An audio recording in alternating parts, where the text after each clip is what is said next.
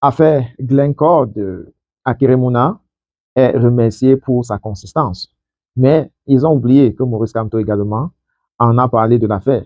Nous étions un peu surpris de la sortie d'Akeremuna qui a dit que parmi tous les leaders politiques au Cameroun, il n'y a que l'honorable Kaban Libi qui lui est félicité pour ce combat qu'il est en train de mener pour Glencore. Et pour nous autres, nous savons que pendant les multiples sorties de Maurice Kamto, il a également dénoncé l'affaire du SNH, l'affaire de Glencore. D'ailleurs, on avait titré ça Glencore Gate. Peut-être que Akire Mona aurait souhaité que Maurice Kamto s'agresse à lui directement. Et c'est un peu ça la difficulté qu'on a dans le rang de l'opposition. C'est que beaucoup confondent le combat de la libéralisation du Cameroun avec le combat avec des petites victoires. C'est-à-dire, par exemple, il ne vous est pas échappé que certains avaient fait une sortie pour dire que c'est Cabral qui était l'initiateur principal des instructions massives sur la liste électorale. Voilà maintenant la guerre autour du Glencore Gate. Non, le gros combat, en réalité, c'est Itoudi. C'est ça qui est plus important. Bon, si par ces petits combats, certains pensent avoir l'affection de l'opinion publique, il n'y a pas de problème.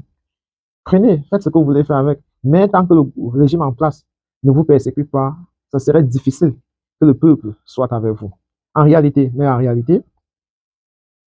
lorsqu'on a tout récemment commencé à persécuter le PCRN, voilà d'ailleurs pourquoi beaucoup de militants avertis de la Renaissance ont dit pourquoi maintenant, pourquoi à quelques mois seulement des élections présidentielles.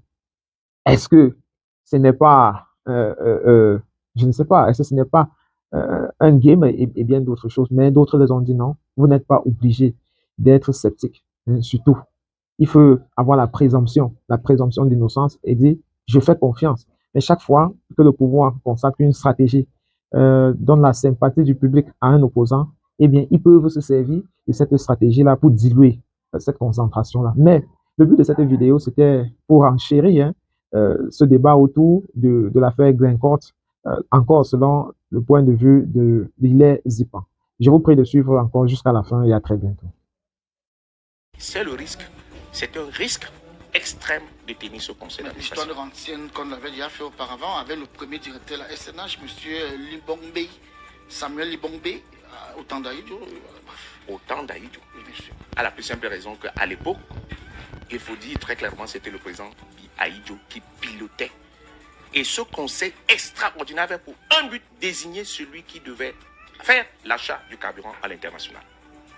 C'était un conseil présidé personnellement par le président Aïdjo. C'était très stratégique. Oui. Bien. Donc, il faut que les gens comprennent très bien. Maintenant, il s'agit de quoi? Il faudra que les Camerounais comprennent très bien les acteurs. Monsieur le ministre, comment on l'aime l'appeler, Adolphe Mundjiki, est directeur général, administrateur directeur général, qui est différent de directeur général. C'est deux choses différentes.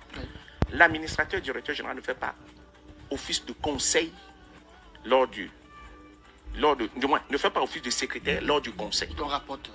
De rapporteur. Habituellement, c'est le directeur général qui fait office de rapporteur.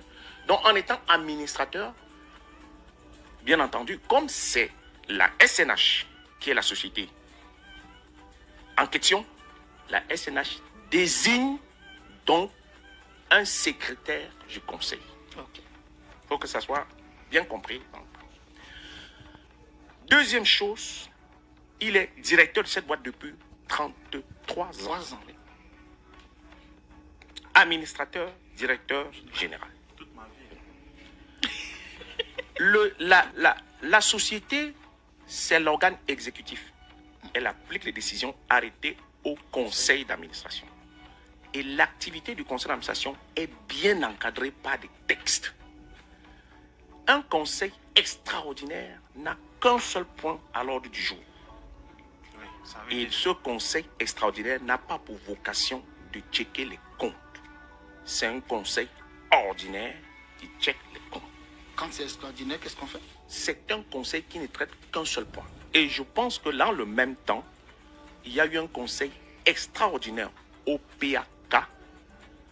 Un seul point à l'ordre du jour, remplacement du PCR. président du conseil d'administration, présidé par le ministre Ernest Ngale Bibé. C'est un seul point. Il faut que nous soyons clairs là-dessus. Donc, quand le communiqué est sorti, je vous ai dit que là, ce n'était pas le rôle du conseil extraordinaire. Et la réaction du... Donc, extraordinaire, un seul point à l'heure du jour, changer la tête.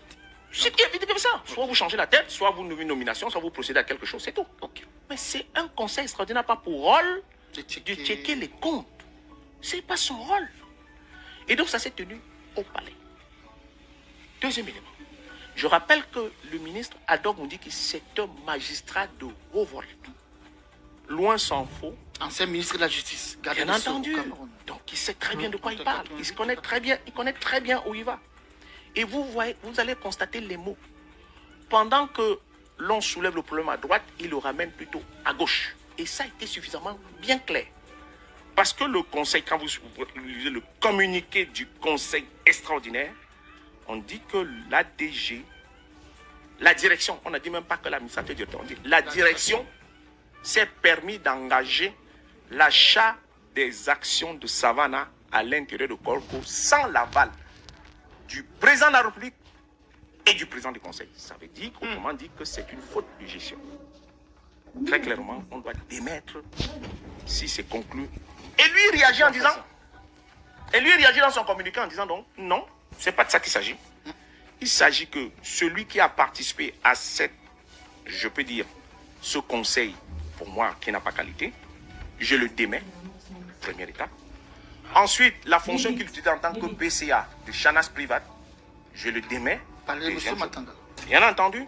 Et enfin, il rappelle à l'opinion publique que l'affaire Greencore, qui se trouve à Londres, va donner les noms de tous ceux qui ont été trempés dans cette corruption. Et donc, la SNH porte plainte au niveau du TCS. Et donc, une fois que Londres nous donnera les noms, nous allons donc les convoquer au niveau du TCS. Voilà comment le gars a ficelé sa réaction. Donc, sa réaction, elle est terrible, elle est nucléaire, parce que Londres va donner des noms. Et une fois que Londres va donner des noms, alors là, le TCS va se saisir des ça. On peut imaginer que beaucoup ont perdu le sommeil. Oui. Beaucoup ont perdu le sommeil et des noms circulent. En tout cas, c'est pas le lieu de... Nous connaissons à peu près, parce que moi... Une idée des noms, mais bon... Moi, j'étais déjà... Bien entendu, j'ai eu des dossiers au TCS, notamment avec l'ancien délégué du gouvernement. Et bien entendu, le maire actuel de la commune de Douala 1er. Je ne vais pas plus loin et je sais comment ça fonctionne. Et ces noms-là, on les a déjà au niveau du TCS. On attend seulement que, naturellement, Londres livre les noms et ensuite, hop, le TCS déclenche. Donc c'est donc ça le mécanisme. Est-ce qu'on peut dire que le régime joue sa crédibilité quand même à travers ce dossier? Pas sa crédibilité. Oui. Regardez le rapport de force qu'il y a. Je vous ai dit que l'ADG est là en poste depuis 33 ans. Première étape. Bientôt 34 ans. 33 ans.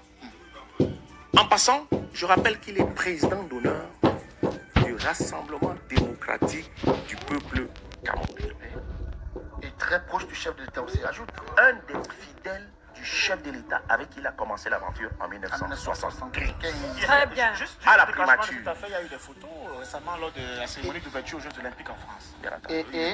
Et qu'il a conduit, quand il est monté, l'histoire raconte que lorsqu'il est monté président, il a ramené, du moment quand il était premier ministre, c'est avec lui qui vient à la présidence. Donc ils se connaissent depuis, puisqu'il a travaillé dans le cabinet du président du temps où il était premier ministre. Alors le secrétaire général de la présidence de la République qui engage les hostilités est secrétaire général de la présidence de la République, ministre d'État depuis à peine 10 ans. Posez-lui la question où il se trouvait en 1993, quand lui m'ont dit qu'il était déjà ADG.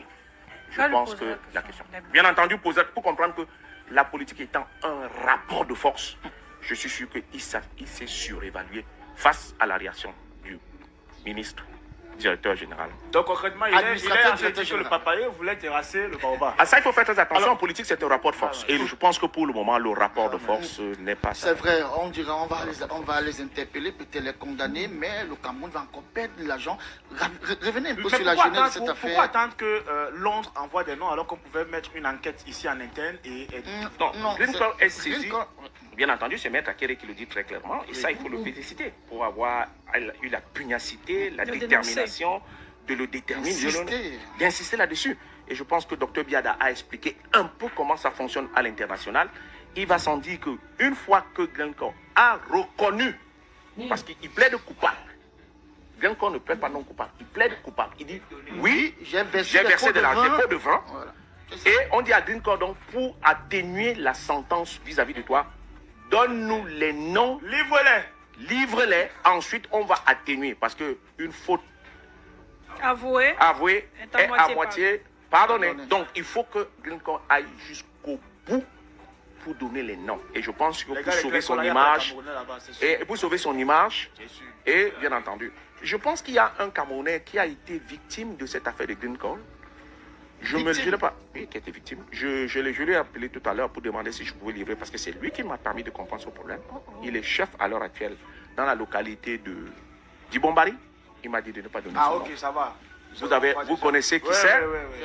Et il a connu beaucoup de problèmes dans cette affaire-là. Et lui, il a dit que le problème... Il en a vraiment souffert. Voilà, il en a beaucoup souffert. Il a dit, ce problème est plus compliqué que vous ne le pensez. Et quand on va livrer les noms, et c'est lui qui me disait ce matin, quand on va livrer les noms, il y a des gens, il m'a dit, il y a des gens, depuis le communiqué, qui ne dorment plus. Parce qu'ils savent bien que d'office, ils vont être épinglés. Et je suis sûr que Glencore a dû garder des éléments de traces de corruption. Surtout que ces sommes d'argent-là, on ne les transporte pas de main en main, comme ça ne pas. Non, ça c'est pas ça. Mais sur le plan économique, entre-temps, c'est le Cameroun qui paie beaucoup d'argent. Ça, c'est évident. Est-ce que pourtant, ça va faire complètement chambouler le système en lui-même, dans le fond? Est-ce que tout va bien? Mais toujours est-il que nous, du côté de l'opposition, il faut en profiter pour essayer de mettre fin à cette manière de gérer le pays. Parce que, il faut le dire très clairement, ceux qui gèrent en principe toutes les transactions en ce qui concerne le carburant bénéficient déjà un certain nombre d'avantages. D'abord en termes pourcentage de participation, c'est des pourcentages, parce que l'ADG ne peut pas faire une transaction au niveau pour le compte du Cameroun et ne pas avoir un certain nombre d'avantages. Je ne sais pas, c'est situé entre 1 et 2%. Généralement, c'est entre 1 et 2% qu'on lui donne en termes avantages pour avoir conduit cette barque-là. Donc, si vous prenez 1% d'à peu près 174 milliards, mon Dieu. Par exemple, l'année dernière qu'on a fait, qu'on a versé. Chiffres comme ça, lundi matin, c'est pas ça. Ça fait à peu près 1,5 milliard. Ça veut dire que c'est en termes seulement 1,5 milliard. C'est Henriette Ekoé qui avait raison. C'est que la nouvelle génération de journalistes, il y avait les chiffres que j'entends là. Je ne sais pas comment vous faites pour dormir. Et donc, et pour dire que quand on sait qu'un directeur général a géré cela pendant 33 ans, vous pouvez imaginer. D'accord. Je ne vais pas plus loin. Le lundi, il n'hésite pas. Mesdames, merci, merci infiniment d'être venu. Mais tu vas rester peut-être, tu auras ton...